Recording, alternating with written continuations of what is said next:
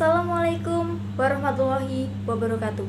Halo teman-teman, perkenalkan nama saya Neti Titin Lianti, NPM 2401071024. Pada video saya akan bahas topik yang seru, yaitu citra. Pernah lihat foto, gambar, atau hasil scan? Nah, semua itu adalah bagian dari citra. Yuk kita mulai. Yang pertama itu pengertian citra secara umum. Jadi citra itu representasi dari suatu objek nyata yang direkam, ditangkap, atau diolah melalui alat tertentu sehingga dapat ditampilkan kembali dalam bentuk visual.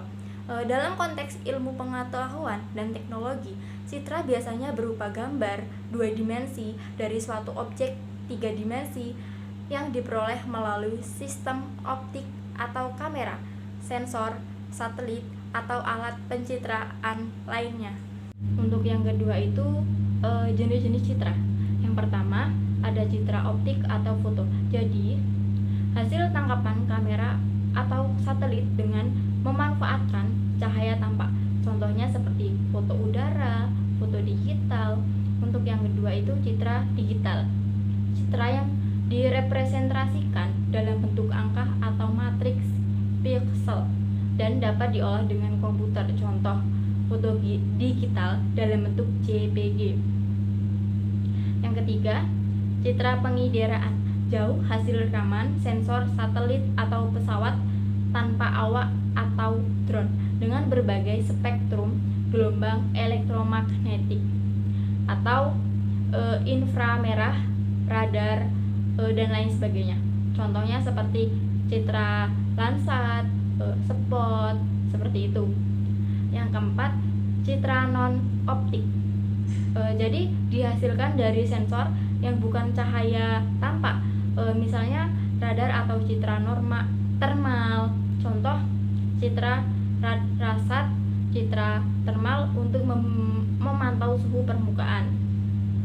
Yang ketiga itu ada unsur-unsur citra. Jadi dalam interpretasi citra terdapat beberapa unsur penting yang digunakan.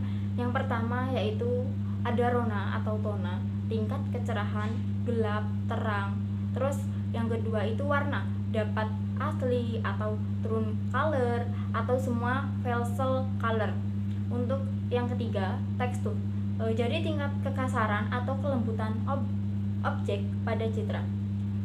Yang keempat bentuk, pola geometris objek atau lingkaran, segi empat, memanjang, dan lain sebagainya. Yang kelima, ukuran, besar atau kecilnya objek relatif terhadap skala citra.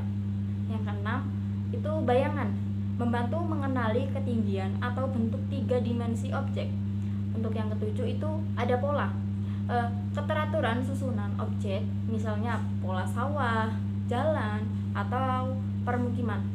Untuk yang kedelapan itu situs atau asosiasi, letak objek dan hubungan dengan objek lainnya.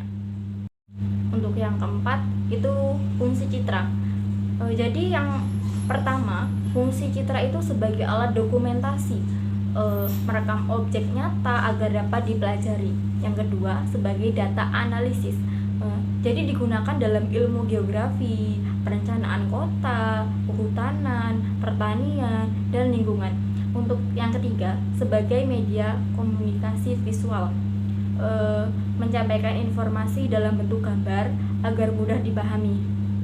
Yang keempat itu sebagai dasar pengambilan keputusan, membantu penentuan kebijakan, misalnya pemetaan wilayah rawan bencana, seperti itu.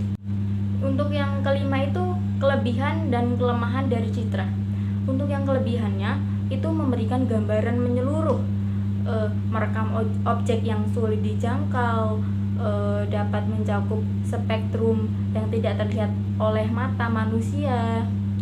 Untuk kelemahannya itu ada perlu keterampilan interpretasi, terbatas pada kondisi cuaca atau untuk citra optik, memerlukan perangkat dan biaya khusus. Kesimpulan dari citra, jadi citra itu representasi visual dari objek nyata yang dapat diperoleh melalui berbagai cara, baik secara optik maupun digital.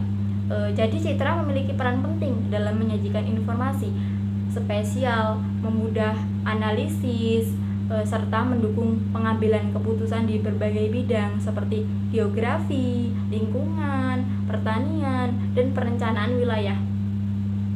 Jadi unsur-unsur citra seperti rona, warna, tekstur, pola, dan bayangan sangat membantu dalam proses interpretasi. Meskipun memiliki keterbatasan, citra itu tetap menjadi media yang efektif untuk memahami kondisi permukaan bumi dan fenomena yang terjadi di atasnya. Terima kasih, saya akhiri. Wassalamualaikum warahmatullahi wabarakatuh.